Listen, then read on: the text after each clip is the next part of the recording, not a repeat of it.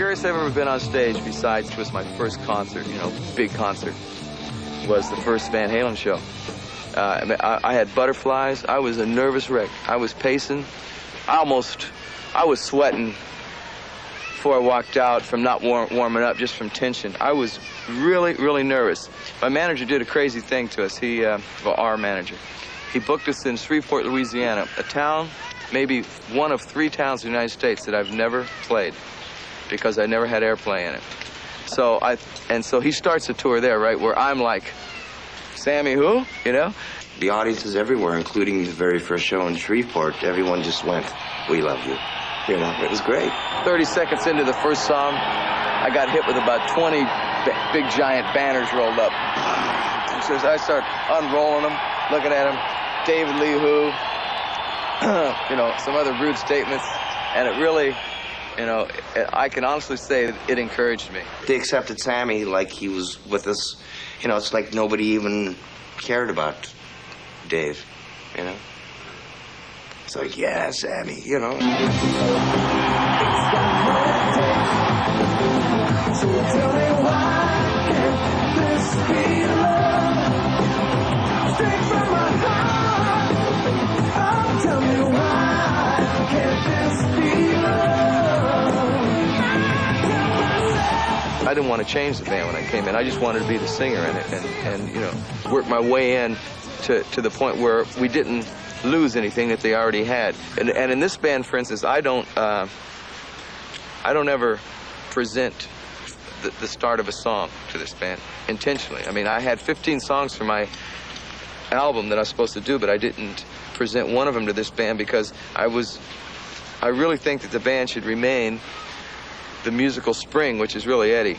It should remain that, and that way it'll remain Van Halen. You know, I write all of the music for the band, and then I present it to the guys, and they either like it or they go, you know, get that away from me, you know. But I was lucky this last record, they liked everything I wrote. I write just about everything on keyboards. I guess it's kind of tough when you write something on piano because it ends up being pretty melodic, you know, kind of Elton John-ish or whatever. And Alex and Michael contributed a lot to this band. Like Alex, when he starts playing drums, you know, on a song like Dreams or even Love Walks In, the intro, it sounds like it's going to be some semi-mellow kind of cutesy pie little riff or something, and then Alex comes in playing drums and he turns it into a, you know, a crash, boom, bam rocker.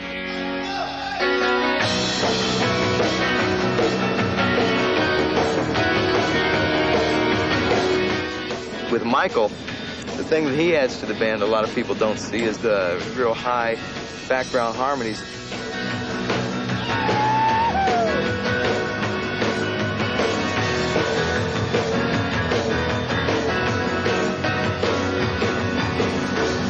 It's great. There's just some kind of magic there. Now, I've always had that attitude, too, and this band is really there. We just start jamming something, some riff, guitar riff, make a song out of it. A lot of times we write together, you know, like that, you know, to where we just kind of do it, carve it out as it's going.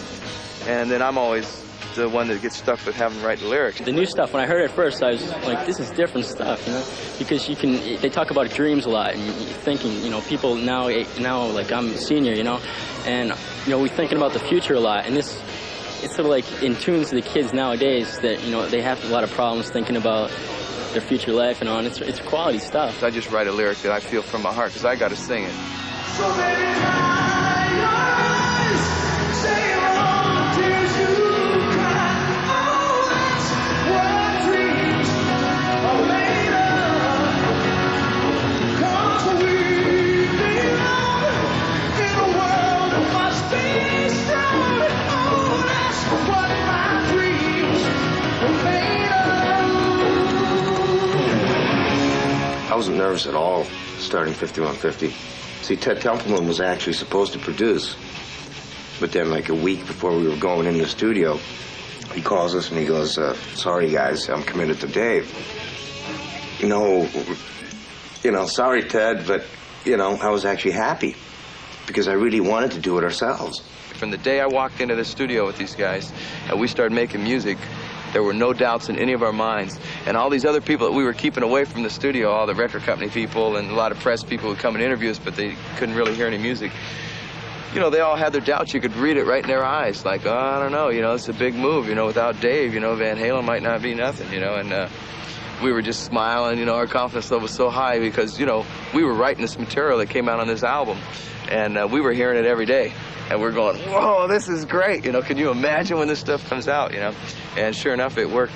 Hello, baby!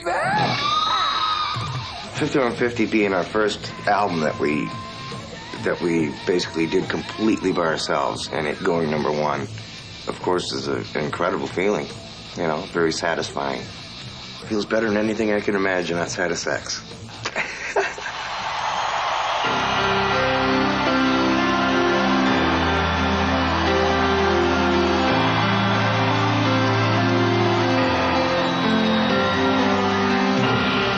I think my writing's gotten a lot better because I'm not under the pressure of, can I do this? Can I, you know, please? I was never really allowed to play keyboards because a certain person said, hey, you're a guitar hero, man. Nobody wants to see you play keyboards, you know? I'm a musician, basically, and if, you know, if I write something on a saxophone, I'll play it. Al always tells me this, and I guess it's true. No matter what instrument I play, it always has an edge to it. So even when I play keyboards and Al and Mike launch in, it still sounds like Van Halen no matter what. You know, take it or leave it, for better or worse, it sounds like us.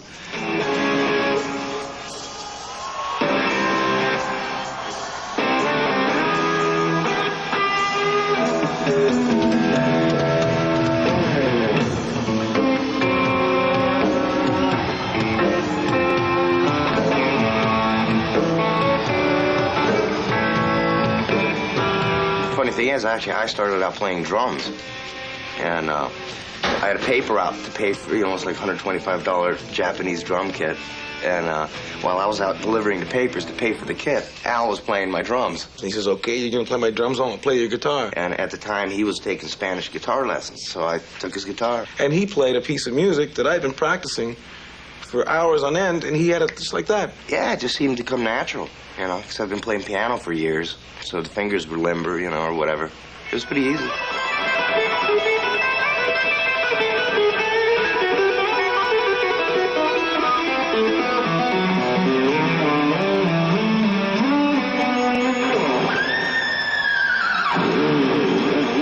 I never had guitar lessons. You know, I just kind of picked it up. Maybe that's why I do some of the weird stuff that I do.